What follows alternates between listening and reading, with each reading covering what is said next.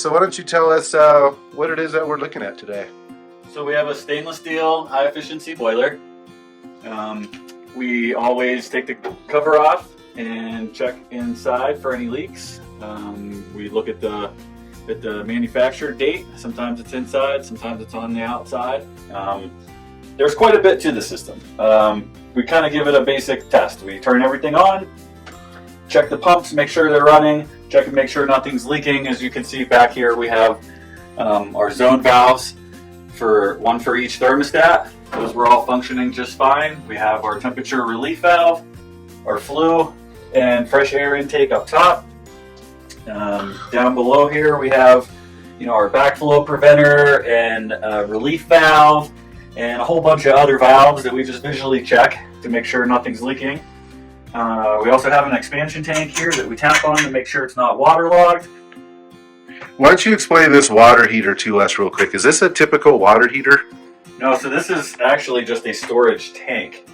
The high efficient boiler is heating water, sending it through coils, which heats the water surrounding it. So it's essentially just a tank that just sits here. So the water that's actually being heated is being heated through the boiler. Through the boiler. Right. Correct. So, okay. And what are some common problems you might come across at an inspection with either the boiler or the water tank? Good question. So leaks, obviously, with the pressurized water system.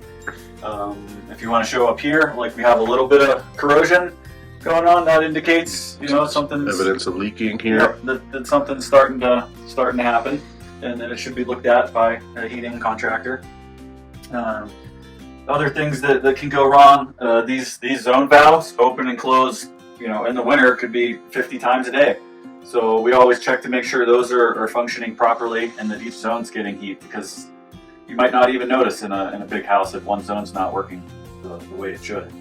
And just general installation to see if it's been installed properly.